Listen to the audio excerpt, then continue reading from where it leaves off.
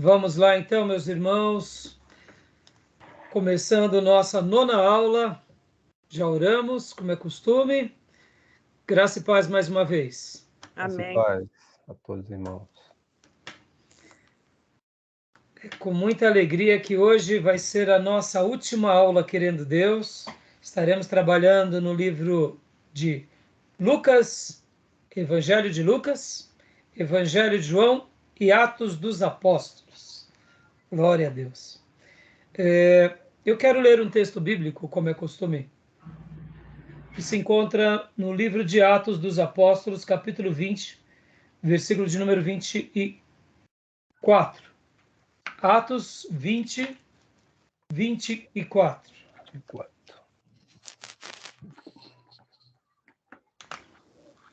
Quem achou pode ler para nós. Vou ler. 24, né? Isso. Mas em nada tenho a minha vida por preciosa, contanto que cumpra com alegria a minha carreira e o ministério que recebi do Senhor Jesus, para dar testemunho do Evangelho da graça de Deus. Aleluia. O apóstolo Paulo foi um discípulo extraordinário. Extraordinário. É admirável ver o estilo de vida dele, a forma dele, a conduta, a maneira em que ele sempre se posicionou e o amor que ele tinha à causa de Cristo. E semelhante ao apóstolo Paulo, nós temos também os 12 apóstolos.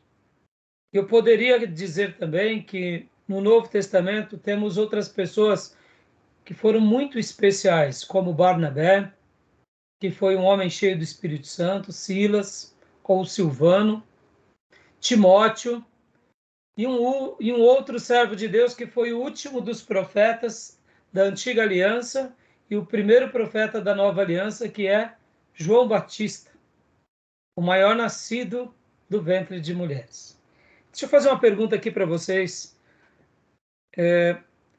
Quem foi, na opinião de vocês, o maior líder da Igreja do Novo Testamento?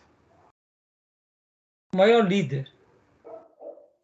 Dei alguns nomes, temos algumas mulheres, temos Maria Madalena também, temos Isabel, temos Zacarias, temos própria Maria, mãe de Jesus. Quem foi o maior líder do Novo Testamento?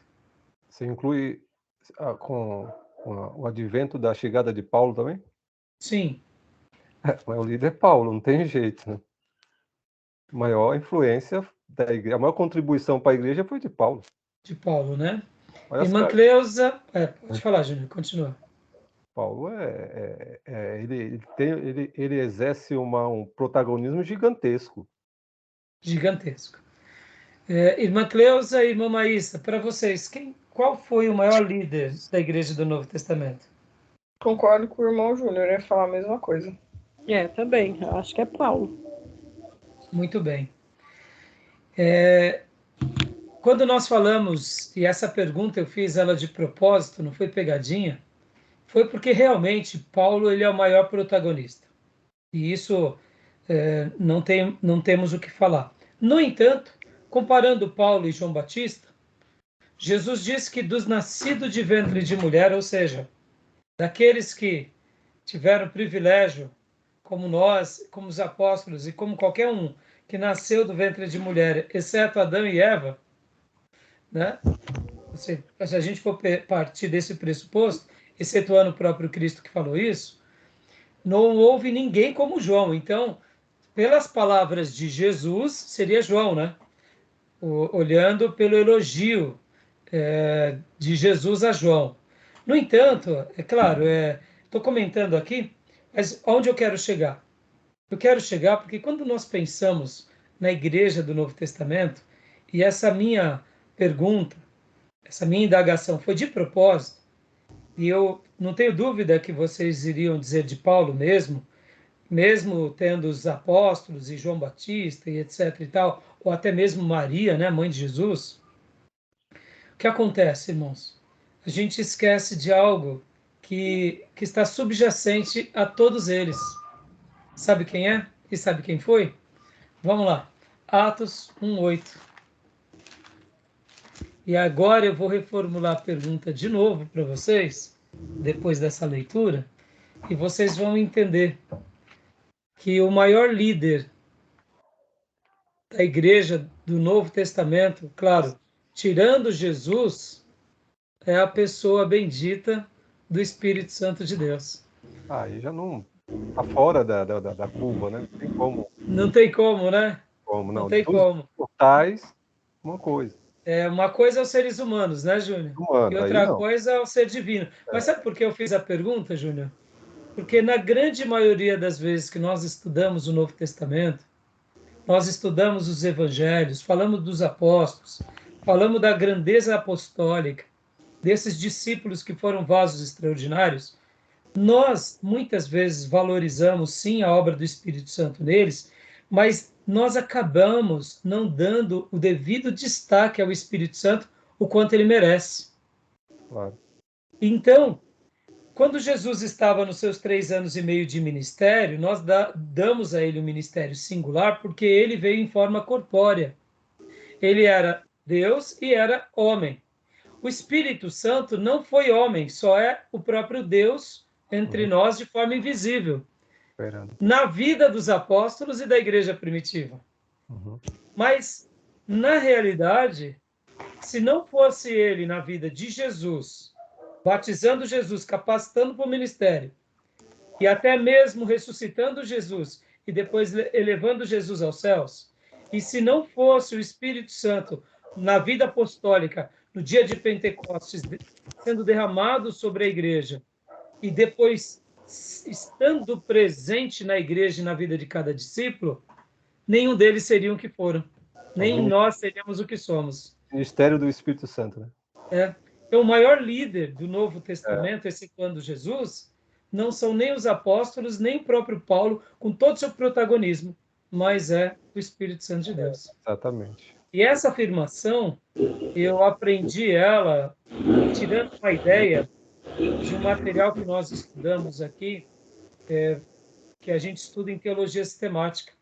Certa ocasião, lendo um dos nossos livros de teologia sistemática, o autor, ele mencionava isso, o Robles. O Espírito Santo, ele é o maior líder e ele é o maior influenciador. E tem vezes que nós, até hoje, no nosso ministério, nós não damos esse devido valor na altura de que ele merece.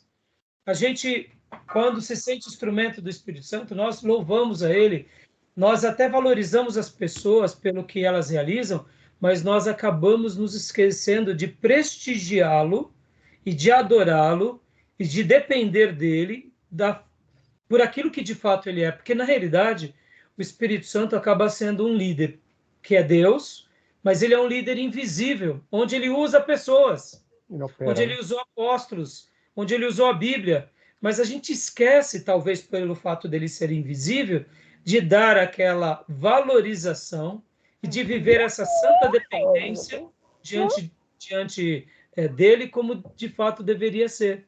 Então, eu quero ler Atos 1:8. Pode falar, Júnior, você ia dizer alguma coisa? Não, é que quando a gente começa a igreja, todos nós temos que tomar o cuidado de enaltecer demais a figura dos apóstolos e tirar a glória do Espírito Santo, né? Exatamente. Tira a glória, mas a gente acaba tendo uma conduta humanista. Ou talvez, Júnior, porque nós acabamos vivendo essa relação horizontal e humana, eu te vejo, você me vê, nós vemos os irmãos na igreja, nós vemos os grandes líderes na história, nós vemos a obra de Deus, nós vemos o que os apóstolos fizeram, então nós acabamos valorizando o que vemos, mas não o que não vemos. Verdade. Então, pode ser um gesto, talvez, ingênuo nosso? Sim. Maldoso? Não diria que é maldoso, um pouco ingênuo. E é por isso que eu fiz questão de ler de propósito o texto de Atos. De propósito fiz a condução dos apóstolos, a citação dos apóstolos João Batista e das mulheres, para poder mostrar que isso é o que predomina na nossa maneira de pensar. Mas como disse o Hobbes nos Fundamentos da Nossa Fé, na hora que a gente começa estudando sobre a doutrina do Espírito Santo, ao ler um dia essa porção, aquilo entrou como uma flecha no meu coração, e a partir de então eu não me canso de ensinar que o maior líder do Novo Testamento e o maior líder na história da igreja cristã e o maior líder que existirá nos nossos dias e no futuro sempre foi, é e será o Espírito Santo. Sem ele, nós não somos nada, sem ele, nós não faríamos nada. E se estamos fazendo alguma coisa e olhando para Jesus, é porque ele está invisivelmente nos atraindo à palavra dele, à pessoa de Jesus e nos atraindo ao reino de Deus. E o que mais me fascina nessa liderança do Espírito Santo é porque ele não se afirma, dizendo nos nossos cultos, ou mesmo na Bíblia, me adorem, me glorifiquem, porque sou eu que estou conduzindo vocês. Ele nos usa, a gente sabe que a gente está sendo usado pelo Espírito Santo, mas a grande obra dele é levar o povo de Deus e os servos de Deus a exaltar Jesus. Ou seja, além de tudo, ele é humilde e discreto. A gente acaba olhando para os apóstolos, para qualquer figura e as suas ações, que não são ações dele, a gente olha como se fosse a habilidade deles. E não é. E não É o é. Espírito de Deus que está operando. Exatamente. A coragem que aqueles discípulos, não só Paulo, mas a gente fala, poxa, ali em Roma eles entraram cantando nas arenas. E eles Exatamente. sacrificados na arena, e eles entraram cantando. Exatamente. O Espírito Santo que deu toda essa força, essa coragem. E aqui foge agora qualquer conceito, seja ele tradicional, pentecostal, avivado. Todo cristão cristocêntrico, escriturístico, bíblico, sabe disso, que é por causa do Espírito Santo que a gente está aqui, e é por causa dele que a igreja está de pé e vai ser sempre uma igreja triunfante, e é por causa dele e que realmente pecadores como nós somos atraídos e depois recebemos da parte dele dons, treinamos pessoas para a glória de Deus, porque sem ele a gente não faria nada. Então, para a gente encerrar essa reflexão, Atos 1:8, leia para nós, Júnior, por favor. Tá, peraí. Deu para entender, minhas irmãs? Deu para entender, Gil? Graça e paz, Gil. Sim.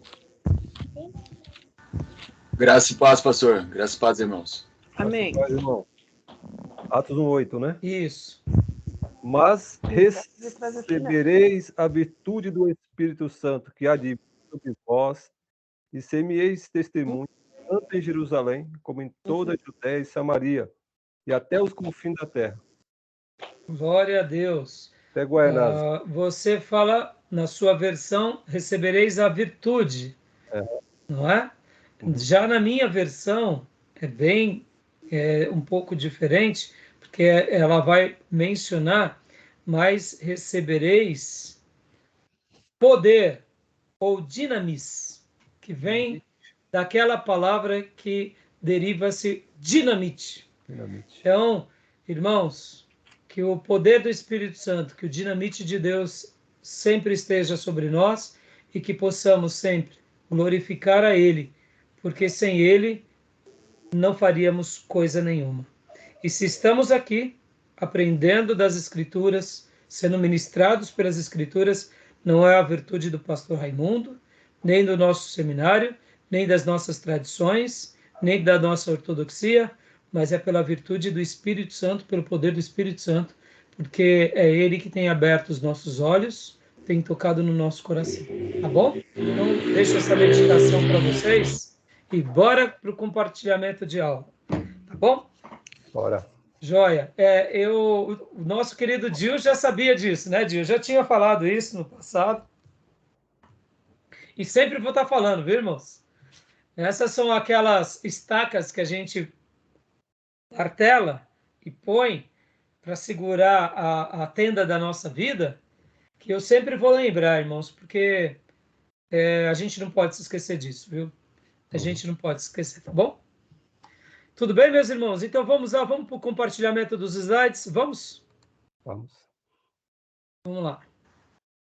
Evangelho de Lucas. Evangelho de Lucas.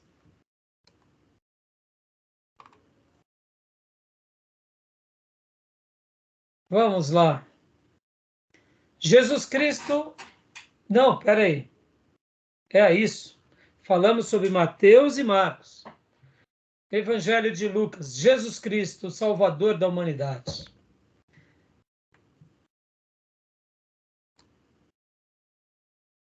A pauta é Lucas, o homem, o médico, o historiador, o companheiro de Paulo, data e local da composição, destinatário e propósito, Lucas e Teófilo, estilo e linguagem, teologia básica. Vamos lá. A autoria. Pode ler para nós, Júnior. A visão de que Lucas Atos foi escrito pelo médico Lucas foi quase unânime na igreja cristã primitiva. O papiro de Bodmer, acho que é, né? Deve ser a Bodmer. Eu não sei se a pronúncia seria essa também, né? Século XIV, o mais antigo manuscrito conhecido contendo o início do Evangelho, que data de cerca de 200 depois de Cristo. Usa o título Evangelho segundo São Lucas. Dá uma pausa aqui. Lembram que nas aulas anteriores, quando falamos do cânon, depois falamos dos manuscritos, a manuscritologia, eles, quando faziam as suas cópias, faziam a cópia sem espaçamento, em letras maiúsculas ou unciais, geralmente era assim, e depois encadernava esses papiros em folhas uma ao lado da outra e encadernavam criando os códices. Mas em algumas cópias eles faziam exatamente isso. Alguns copistas, já sabendo da tradição, acrescentavam em cima de quem era aquela obra, Evangelho segundo São Lucas. Então dá para ver aqui nessa parte superior que tem alguma coisa relatando sobre isso, porque nós sabemos que a maioria dos evangelhos, como eles não se autodenominaram, e nós temos o reconhecimento da autoria pela tradição ou por relatos inclusivos no próprio no livro, né? Que seriam aqueles relatos internos. Então é interessante essa afirmação. Não sei se vocês conseguem ver, deve ser essa parte aqui, tá bom? Então é interessante. Olha, mais uma vez lembrando que isso, esse papiro, cento e poucos anos depois do escrito original. Ou seja, irmãos, é um documento histórico maravilhoso, né? Tá bom? Alguma dúvida? Não. Joia, pode continuar lendo, por favor. O cano Muratori, 170 depois, declara ser Lucas o autor do Evangelho e do livro de Atos dos Apóstolos. Então, mais uma vez, né, você vê, o ano 200, menos cento e poucos anos, e agora aqui, o ano 170 depois de Cristo, ou seja, praticamente 100 anos, né, depois do escrito, tendo que deve ter sido escrito por volta da década de 60, 70, então é interessante, né? Continua, por gentileza. A autoria lucana é atestada por vários pais da igreja: Irineu, Tertuliano, Clemente de Alexandria, Orígenes e Eusébio de Cesareia. Fantástico. E agora aqui as obras, né? Olha, continuando, pode ler para nós, Júnior? Lucas, em grego, significa luz. Lucanus, ou Lucilus, em latim. Era grego, vocabulário rico e elevado, gramática precisa, indicando que a língua materna só poderia ser o grego. Dá uma pausa aqui. Possivelmente ele era grego, possivelmente, por ele ser também, nós veremos à frente, um médico. Vocês sabem que o médico é uma pessoa estudada, e então, na realidade, o médico ele é praticamente um cientista da saúde e da vida. Logo, você nota no escrito e na literatura do Evangelho de Lucas e em Atos que é uma literatura muito rica de vocábulo. No Evangelho de Marcos, nós víamos que ele era rico de ideias, rico de criação, no sentido não como vocabulário, mas como ideias, como, vamos dizer assim, uma construção inteligente de uma narrativa, vamos dizer assim, como nós vimos nos slides anteriores, eu esqueci agora a palavra, ele era vocabulário pobre, mas rico de ideias no sentido de a maneira que se escreve, a maneira que você monta o livro. O estilo, né? O estilo, né? Os acontecimentos, a maneira em que ele apresentava. Né? Agora, já Lucas, além da beleza literária, também tem a beleza do estilo. Então, isso é muito interessante vocês olharem e verem, porque... e também, possivelmente, ele dominava muito a língua materna, que era o grego. Por isso, também facilitava uma escrita mais rebuscada. Tá bom? Então, pode continuar, Júnior, por favor. Certo. Teoria improvável. Era um judeu helênico, nascido fora de Israel. Ou seja, é improvável. É uma teoria, a gente considera, mas é um pouco improvável. Possivelmente, Lucas foi o único gentil que escreveu o Novo Testamento. Gentil mesmo. É bem possível que ele era gentil, ele era grego, ele não tinha nada de traços judaicos e nem família judaica. Essa possibilidade de ser um judeu helênico é muito remota. E seria muito mais fácil admitir que ele era um gentil mesmo, tá bom? Continua, por gentileza. Prólogo antimarcionita, 180 depois de Cristo. Continuou a servir solteiro ao Senhor. Morte, né? Isso. Morte em Beócia, na Grécia, aos 84 anos de idade. Lembra Marcion, o herege? Uhum. Querendo ou não, irmãos, mesmo ele sendo um herege, mesmo as obras dele não sendo obras de uma doutrina que sirva para nós, quando ele escreve Marcion, e isso acaba sendo histórico, ele vai dar validade aos acontecimentos bíblicos. Por exemplo, ele acaba citando Lucas. Ou seja, e mesmo os textos deles como doutrina não sendo consideradas, a escrita dele acaba sendo uma escrita considerável, validando a autoria de Lucas como escritor do Evangelho. É interessante, né, irmãos? E é bem interessante, né, essa questão, né? Tá bom?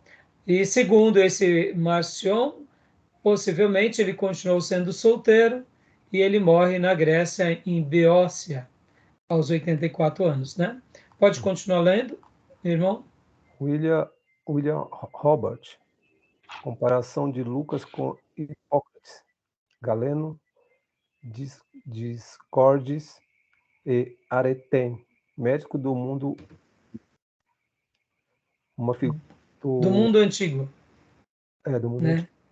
Essa ideia de Hipócrates e esses grandes médicos do passado, Lucas está entre eles. Deixa eu fazer até uma citação histórica aqui, irmãos, que isso é muito interessante. Como que era, nos dias bíblicos, a medicina? Hoje, nós sabemos que alguém, para fazer medicina, ou ele é realmente uma pessoa muito inteligente, competente, para poder passar numa universidade e assim fazer uma boa faculdade de medicina, principalmente numa federal. Logo, a capacidade dele é acima da média, ou ele tem uma família abastada que pode dedicar aí seus 5 a 10 mil reais por mês pagando uma faculdade privada, tanto no nosso país quanto no exterior.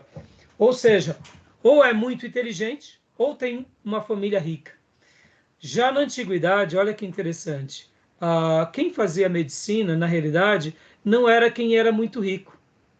Geralmente você pegava um escravo seu, ou uma família escrava que estava sob o seu serviço, pegava dentro dos escravos o mais inteligente, e aí você patrocinava como aquele dono daqueles escravos, e aí a gente pressupõe que quem tinha escravos era de um valor, era de um nível social bem elevado, porque se pressupõe que você tinha muitos recursos, eram comerciantes, era uma pessoa rica, e aí você encaminhava o seu escravo para uma escola de medicina ou para um grande médico, e lá ele aprendia a arte e a ciência de cuidar das pessoas. Depois de formado, ele voltava para o seu senhor, e ali ele cuidava tanto da família desse senhor, quanto também dos parentes mais próximos.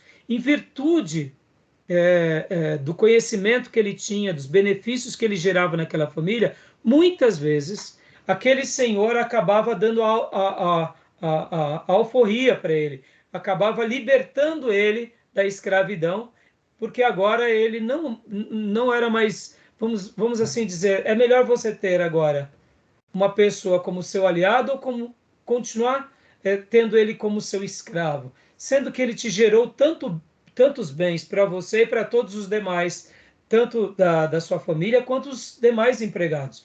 Então, é bem interessante que o contexto bíblico sobre os médicos é bem diferente do contexto do contexto contemporâneo. Eu não sei se vocês já tinham ouvido falar sobre isso. Já tinham ouvido falar? Não, gerou até um interesse, né, de saber.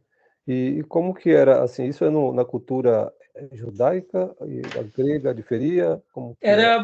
Pelo que eu sei, até onde eu sei, Júnior, é um consenso geral daquela época.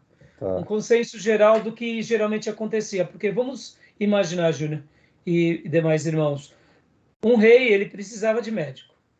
Um general, ele precisava de médico. Uma família rica precisava de médico. Ou você tinha um médico, ou você tinha que pagar para ser assistido. Então, pensa na hipótese, Júnior. Você faz parte do conselho de Herodes, você é um dos conselheiros de Herodes, eu sou um procurador, os demais alunos aqui são da parte do exército, são ali centuriões romanos, temos posse, mas não temos médico. Alguém fica doente. E vamos supor, Júnior, que você tem um médico. Então, nós íamos até você e falava, Júnior, estou precisando do serviço do seu médico. O que você faria? Você investiu naquele seu escravo. Nada mais justo do que agora você ceder o seu médico e de uma forma também onde ele ganhe dinheiro e você também, né? Então era mais fácil e até mais conveniente você encaminhar os seus até por uma questão de segurança, né? Já pensou, Júnior? De repente um opositor seu pede, olha, eu estou precisando do seu médico. E aí você fala assim, ó, dá um jeitinho lá e resolve esse problema. Porque a fulano de tal ali, ele só me dá trabalho. Entendeu? Então, você vê, naqueles dias, assim como o envenenamento era uma coisa muito sutil, esses cuidados também eram muito sutis, né? Então, eu não, até onde eu sei, era de consenso geral da cultura judaica, sim, mas eu deduzo ser da cultura daqueles dias. Era um costume, né? Porque sempre precisamos de um médico, né? Pode ver, sempre houve essa necessidade, né? Você escuta ali quando Jesus cura a mulher que estava com fluxo de sangue, diz assim que ela gastou toda a sua economia com o médico, né? Exatamente. Né? Então, o médico que ali já servia, ora porque recebeu a alforria, ora porque ainda estava trabalhando junto com o seu senhor, o médico era caro, né? Porque imagina, ele dedicava tempo, era estudos e outra, até hoje, ele coloca a cabeça dele na guilhotina, né? Se der errado, ele pode ser mal visto e até entrar em péssimos lençóis, né? Então é interessante, eu quis dar esse detalhe para enriquecer a vocês sobre esse tema, tá bom? Alguma dúvida, demais irmãs, irmãos? Gil, irmã Cleusa, irmã Maísa, Não, tudo bem? Tudo bem. Tranquilo? Então tá bom. Vamos continuando aqui. Pode continuar lendo, Júnior? Agora A única figura. a única figura do Novo Testamento a ser chamado de médico. Colossenses 4,14. Vocês verem como era raro, né? É. Não era uma coisa tão comum. E não foram muitos médicos que foram chamados para graça, né? Como para graça? Então, mas na realidade eu vejo que a questão maior, Júnior, era por causa dos custos e da dificuldade, né? Era muito mais fácil você ter um trabalhador, um soldado, um escravo, do que você ter como patrocinar o médico, né? Uhum. Pensa assim, a pessoa para ter o médico precisava ser um Zaqueu, um Mateus, Ah, sim. né? Então eram pessoas de muita posse, deviam ser pessoas somente da corte, né? Uhum. Continuando. Conhecimentos médicos de Lucas, no Evangelho, no Evangelho. Aí tem os textos, né? 4:38, 5:17, 18:31, às 7:10, 8:44, 21:34. Em Atos 5 a 10, 9:40, né? Ou seja, são os textos bíblicos que mostram que sobre o assunto ele conhecia. Uhum. Ele nada com tranquilidade sobre essas questões. Uhum. Pode continuar lendo, Júnior? Mateus 19:24, Marcos 10:25, verso Lucas 18:25, agulha de cirurgião. Citando alguma coisa sobre essas questões ainda da medicina. Sim. Marcos 5:25 e 26, verso Lucas 8:43, proteção classista. Né? Uma pergunta, será que é uma proteção classista? Dando Uhum. essa ideia também. Em Atos 28:10, Participação nas curas em Malta, né? opa, lá em Malta, quando houve, será que ele acabou também tendo alguma participação? É bem provável. Uhum. A gente tem que lembrar, irmãos, que nesses dias, tudo que se tratava da medicina era muito rústico, mas também não deixava de ser eficiente, tá, meus irmãos? Assim, nós temos uma ideia que a única medicina que ela é boa é a moderna. E quando nós olhamos para a história da medicina, nós aprendemos muito com a história da medicina. Nós veremos que eles, mesmo de uma certa forma, de uma forma até eu diria rústica, eles conseguiam ter êxitos muito grandes para os dias, para as limitações. É como, por exemplo, irmãos, na medicina oriental, a acupuntura. Sim. Segundo os orientais, a acupuntura ela foi uma ciência muito bem desenvolvida pelos povos, tanto chineses, japoneses, coreanos e ali dos tigres asiáticos, em que eles faziam coisas surpreendentes, surpreendentes por causa da acupuntura. Nós associamos que a acupuntura tem um lado místico, sim, pode até ter em alguns setores, mas na realidade, quando nós estudamos como ciência, tem muito a ver. Tem muitas coisas muito interessantes, viu? Que a acupuntura acaba sendo também uma das áreas da medicina, como a medicina por base em plantas medicinais. Por exemplo, irmãos, há quem diga que até hoje na China, a maioria das farmácias na China, quando você entra lá, não são de remédios ou de drogarias, são farmácias homeopáticas. Você chega lá falando que está doente com tais doenças, eles vão lá, são prateleiras repletas de folhas, de grãos, de cascas, e aí você pede, eles preparam ali os kits e te dão. Aí eu te pergunto, isso resolve? Irmãos, eu particularmente acredito que se hoje a nossa medicina contemporânea estudasse mais, unindo a história da medicina antiga, todas elas, e com a tecnologia que nós temos, a gente evitaria de tomar muitos remédios, iríamos consumir mais alimentos. É por isso que Hipócrates já dizia que o teu alimento é o teu remédio, e o teu remédio é o teu alimento, dando essa ideia de que na natureza está tudo pronto. Basta a gente saber fazer uma leitura certa do corpo, daquilo que comemos, daquilo que evitamos, e a gente vai ter uma vida mais longeva, viu? É uma opinião só um acréscimo, tá bom? Uhum. Agora vamos lá. Lucas, o historiador. Dá para ler para nós, Gil, por gentileza?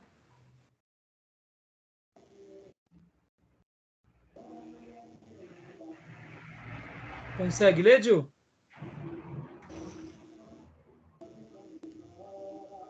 Gil?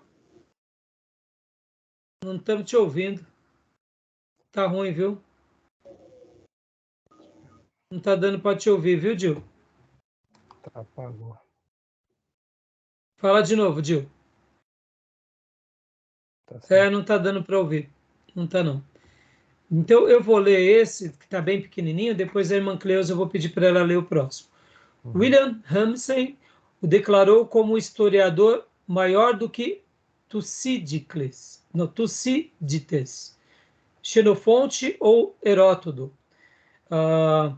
Lucas, além de médico, além de detalhista, ele acaba sendo também um historiador. Então, olha que interessante, William Ramsay faz essa abordagem. Evidências internas, uso de fontes externas, ou seja, Lucas, mesmo sendo cheio do Espírito Santo, mesmo sendo discípulo de Paulo, ele ainda vai buscar fontes externas. Alguns vão mencionar porque ele não se sentia confiável de escrever a partir somente das citações de Paulo. Eu não acredito nisso. Eu acredito que ele se sentia confiável, mas ele, como não era uma testemunha ocular, ele foi uma testemunha oriocular, ele ouviu de Paulo o evangelho que Paulo pregou, os evangelhos que Paulo anunciava, e Paulo, querendo ou não, aprendeu também, vamos dizer assim, diretamente com Jesus. E, de repente, Lucas, quando vai conviver com os cristãos, também passa por essa experiência, simplesmente aprendendo com os outros. Ele fez questão de buscar mais fontes externas para autenticar a sua obra. Não, na minha opinião, não como dúvida, mas como demonstração da sua razão e da sua certeza e da sua convicção espirituosa. Sabe aquelas questões, irmãos? Eu quero até ensinar uma coisa para vocês. Nunca tenho... Queria mais evidência. Exato. Nunca tenho medo de uma cura. Se Deus realmente cura alguém ou faz um milagre, o médico vai atestar, as pessoas vão atestar, o mundo vai atestar, até o diabo vai atestar. Porque a gente não precisa de forçar o milagre. Porque o milagre, por si só, já é algo inexplicável. Muitas vezes a gente tem assim, uma certa maneira de pensar de que as pessoas não acreditarão no milagre. Não, meus irmãos. Elas podem até não concordar que foi um milagre, mas elas verão, elas falarão. Porque quando Deus atua na vida dos homens, é algo muito maior do que tudo. Então, eu acredito que Lucas tinha uma convicção profunda de que ele deveria escrever, sim, o Evangelho e Atos. No entanto, ele queria mais certeza. E aqui ele faz um papel de cientista e agora, como escritor da história, não deixa de ser um historiador. Por isso que William Ramsay faz essa citação, que ele era um historiador maior do que Tucídides, Xenofonte ou o próprio Heródoto. Né? E ele usa fontes externas, consulta a testemunhas oculares, trabalho de pesquisa acurado e é uma exposição cronológica. Isso é fantástico. Agora, aqui a gente vê, irmãos, como Deus respeita aquela questão no sentido de permitir com que o DNA da pessoa participe da revelação de Deus. Lembra que nas minhas aulas anteriores eu disse que o grego pensa de uma forma, ele tem começo, meio e fim, partindo do pressuposto agora que ele é um grego, que foi ensinado, doutrinado por um judeu, mas ainda a essência grega estava nele. Mas ele não escreve a partir somente de um lado grego. Ele escreve de acordo com o discipulado judaico, de uma comunidade judaica, de uma revelação judaica, mas ele coloca ali o DNA dele como grego. Pode ver que ele faz uma exposição cronológica. E grego gosta muito disso, começo, né? Meio e fim. Para o grego isso é fundamental. Já para um judeu, não. O judeu tem começo, tem um meio, vários meios, várias opiniões e debates, várias saídas, atalhos e nem sempre um fim. Na semana que vem eles continuam onde eles estão diálogo, e assim é a mentalidade hebraica, né? Interessante, né? A metodologia grega era minuciosa. Exatamente. Por isso que ele falou, e ele diz lá no versículo, estou olhando aqui, o versículo 3, ele diz no final, versículo 4, né? Para que conheça a certeza das coisas que já estás informado. Ou seja, Teófilo já sabia parte, mas ele trouxe de forma minuciosa para que ele não tivesse nenhuma dúvida. Exato. E olha que interessante, né, Júnior? Teófilo, amigo de Deus, excelentíssimo, essa pessoa nobre que a gente já vai ver, possivelmente um cidadão romano da aristocracia, ou quem sabe, um grego também da aristocracia, é mais consenso que era um romano, mesmo ele tendo nome grego, por isso que eu também acho que, na minha opinião, tá? Eu pendo mais para o lado grego, mas a gente sabe da influência romana, mas não tem problema. E eu considero a opinião dos maiores pensadores de introdução ao Novo Testamento. A grande maioria vai falar que era um cidadão romano. Mas olha que interessante. É uma autoridade, né? Excelentíssimo, qual é o pronome? Exatamente, uma autoridade. E então o que acontece? Você vê que para um grego, falando para um outro grego ou um outro romano, né, que tem, querendo ou não, tem toda a sua construção e educação também ali voltada, baseada no helenismo, você pode ver que essa questão cronológica e minuciosa para eles eram importantes. E olha a contribuição que teve para nós, né? Interessante, né? Continuando aqui, o único autor a fazer ligação entre a narrativa sagrada e a história secular. Olha, isso é muito interessante. Lá em Lucas 2, 1, 2, lê para nós, Júnior, e 3, 1. Ele faz uma ponte. Ele pontua a história. Ele dá uma pontuada na história mundial. Ok. Pode ler? Pode ler, por favor. E aconteceu naqueles dias que saiu um decreto da parte de César Augusto para que todo mundo se alistasse. Este primeiro alistamento foi feito sendo Cirênio presidente da Síria. Olha aí, que interessante. E agora o 3.1? 3.1. E no ano 15 do império de Tibério César, sendo Pôncio Pilatos presidente da Judéia, e Herodes tetrarca da Galileia, e seu irmão Filipe tetrarca da Itureia e da província de Traconites, e Lisanias tetrarca de Abilene. Ou seja, ele pontua acontecimentos históricos no meio do seu evangelho. Olha como ele acaba sendo fundamental com relação a essa questão da historicidade. Isso é fantástico. Muito tá bom? E o último ponto aqui, maior interesse biográfico sobre Jesus.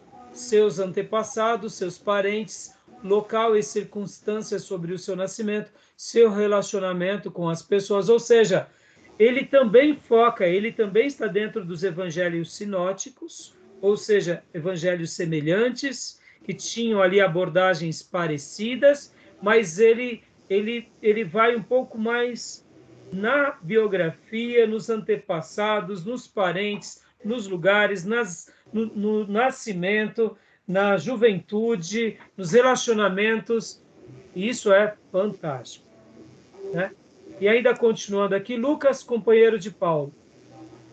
Trode, primeira referência a ambos, Atos 17, 16, 10. Aqui em Atos 16, 10, irmãos, é a primeira vez que ele usa a expressão nós. Até então, não havia esse pronome. Nós. Ele simplesmente, enquanto está escrevendo Atos dos Apóstolos, ele está falando da vida da Igreja Apostólica. E um dado momento, em Atos 16, 10, ele coloca nós. Mas ele não cita eu, Lucas, estava... Ou seja, ele é discreto.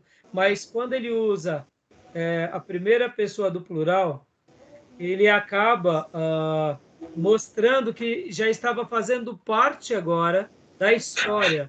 E depois ele continua também lá em Atos 20, do 5 ao 15, 21, do 1 ao 18, e 27, do 1 e 28, do 16. Então, olha que interessante. Ele participa das viagens com Paulo, ora ao lado de Paulo, e depois sendo aquele que vai estar registrando a obra de Paulo. Ele testemunha, além de companheiro, personagem, ele é uma testemunha, além de ser um companheiro do personagem central, que é Paulo, né? Relato de Paulo a Lucas. Eu acho que seu microfone está fazendo um pouco de barulho. Se você puder deixar ele bloqueado, por favor.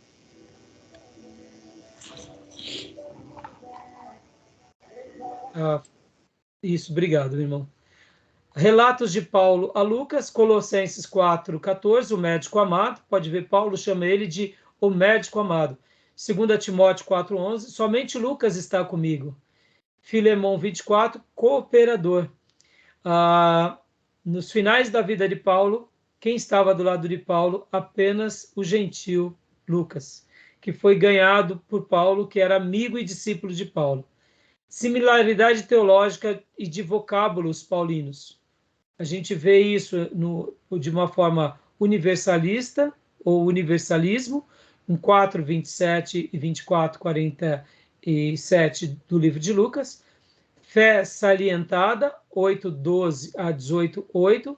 E amor aos pecadores, capítulo 15, naquela grande parábola, tanto da ovelha perdida, das dracmas perdidas, quanto do filho pródigo.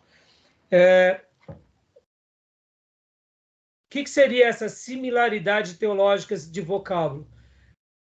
Assim como Paulo foi um pregador que anunciou o evangelho a todo mundo, o evangelho de Lucas ele tem essa característica de atingir todas as pessoas.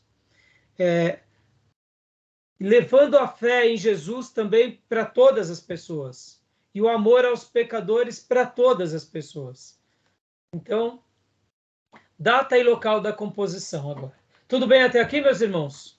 Deu para entender essa questão da citação de Lucas lá em Atos? A gente ainda não chegou em Atos, mas deu para entender? Alguma dúvida até aí? Tranquilo? Querem fazer algum comentário? Graças a paz, pastor Johnny. Graças a paz, pastor, irmãos. Perdoe a paz. Graças e paz. Tranquilo, meu irmão. Então, tem alguma dúvida até aí, meus irmãos? Querem fazer algum comentário? Não. Deu para entender essa questão de Lucas, quando ele entra em cena no meio do Evangelho, no livro de Atos? Que eu pude perceber nesse final que você relatou, né? Expôs aí, que ele surtiu a influência de Paulo, né? Sim. Ele é discípulo na essência de Paulo, e o Evangelho de Lucas, poderíamos dizer que é o Evangelho de Paulo. Assim. Porque o maior influenciador e discipulador de Lucas foi Paulo. Exatamente. Paulo ganha Lucas em uma das suas viagens missionárias, ele acompanha Paulo, e depois, no final da vida de Paulo, ele está do lado de Paulo. Ele recebe a direção do Espírito Santo de escrever, vai a Paulo, mas não para apenas em Paulo. Possivelmente, ele também vai a Jerusalém. É o que nós entendemos logo no começo do Evangelho de Lucas, e assim como também em Atos. Pode ver, ó, muitos já se dedicaram a elaborar um relato dos fatos que se cumpriram entre nós. Ou seja, ele está dizendo Marcos, Mateus, outros textos, outros que estão pregando, conforme nos foram transmitidos por aqueles que desde o início foram testemunhas oculares e servos da palavra. Eu mesmo investiguei tudo cuidadosamente, desde o começo, e decidi escrever um relato ordenado, ó excelentíssimo Teófilo, para que tenhas a certeza das coisas que te foram ensinadas. Ou seja, ele investiga cuidadosamente desde o começo. Quando você vai fazer uma investigação desde o começo, você faz a pressuposição do quê? De que você vai para o lugar. Possivelmente Lucas foi para Jerusalém. Possivelmente Lucas viajou em todas as cidades onde Jesus andou. E possivelmente Lucas também vivia na igreja de Antioquia da Síria, conversando com cada um que ainda estava vivo ou que tinha relatado acontecimentos. E foi lá mesmo. Por isso que é fantástico a obra dele.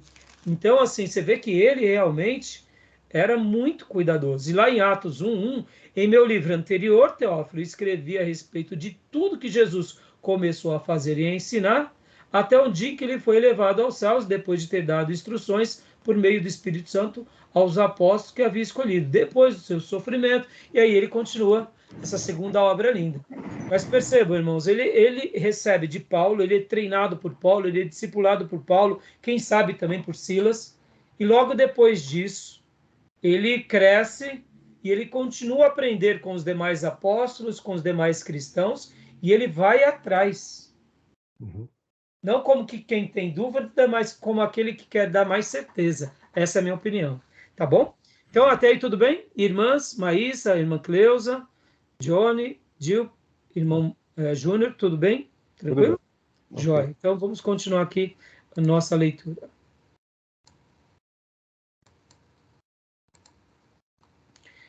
Continuando aqui. Opa.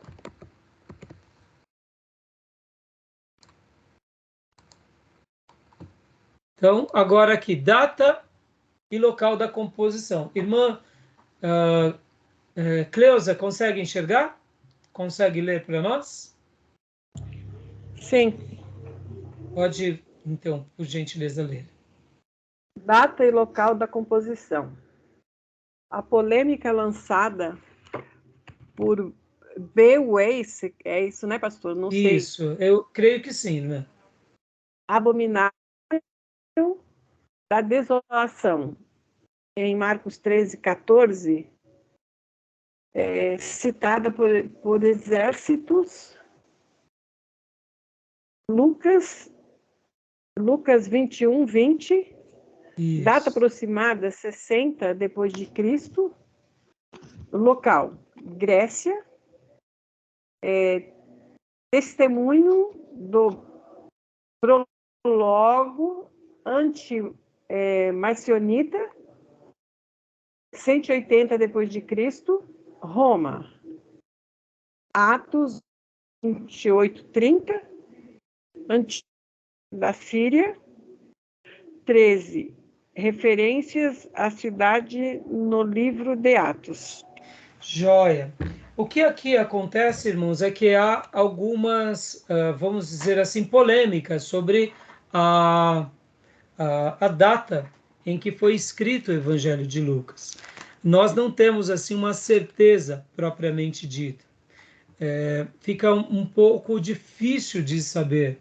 Que nem, vamos ler aqui Marcos 13:14. Leia para nós, Juliano, Marcos 13:14. Eu vou ler Lucas 21:20. Olha só o que diz Lucas 21:20.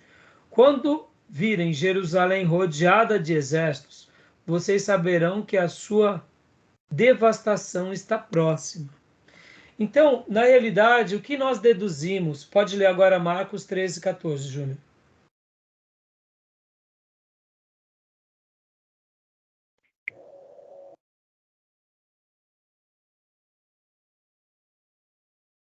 Tá vendo? Eu não tô...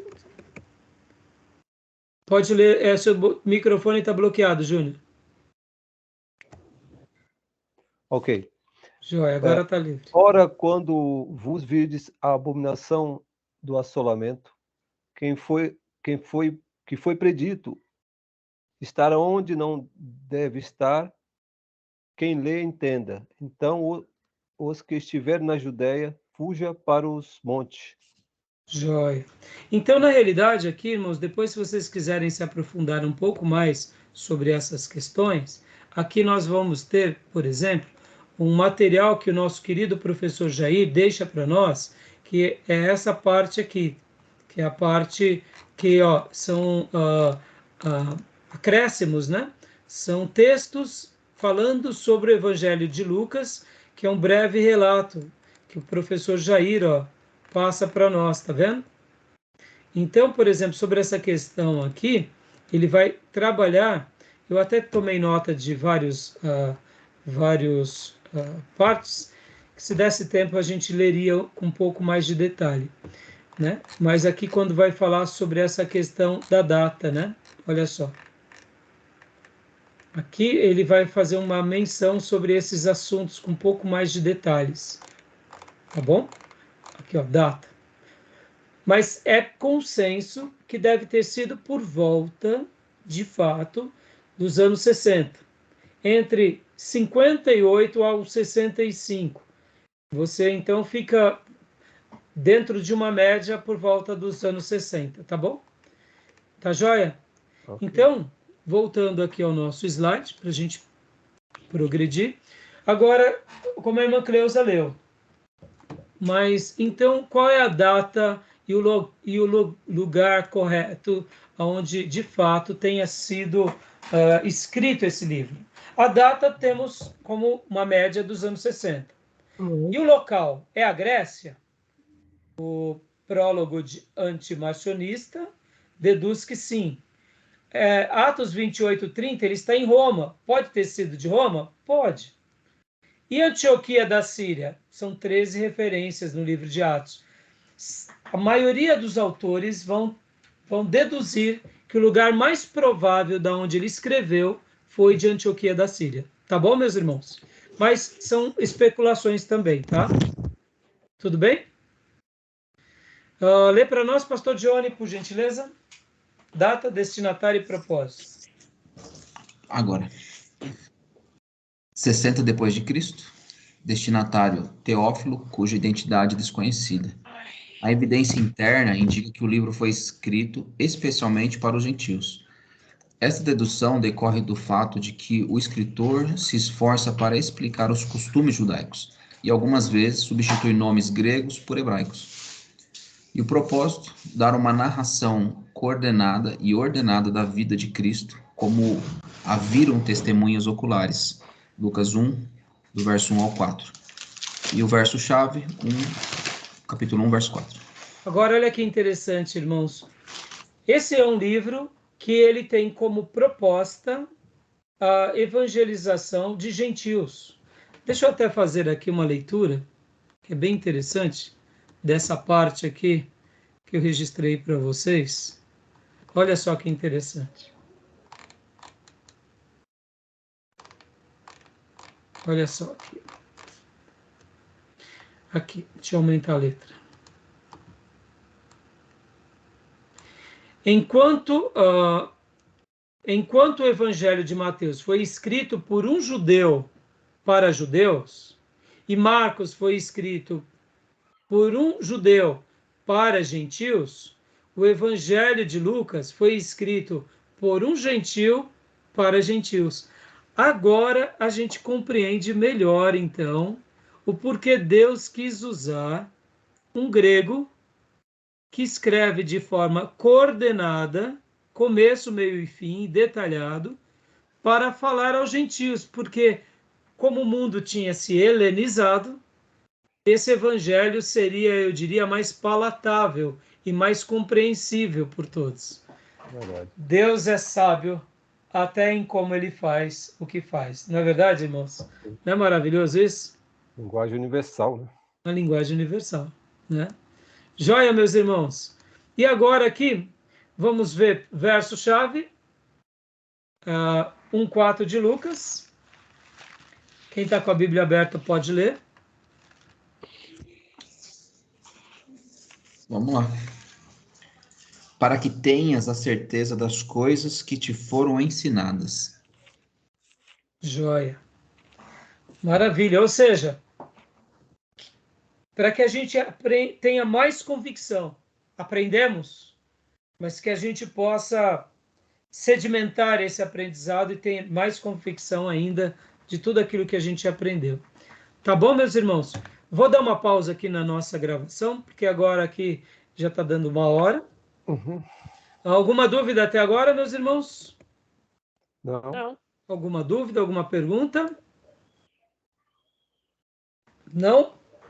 Então, Não. vamos dar uma pausa e aí logo na sequência eu abro a segunda chamada, tá bom? Só um minutinho.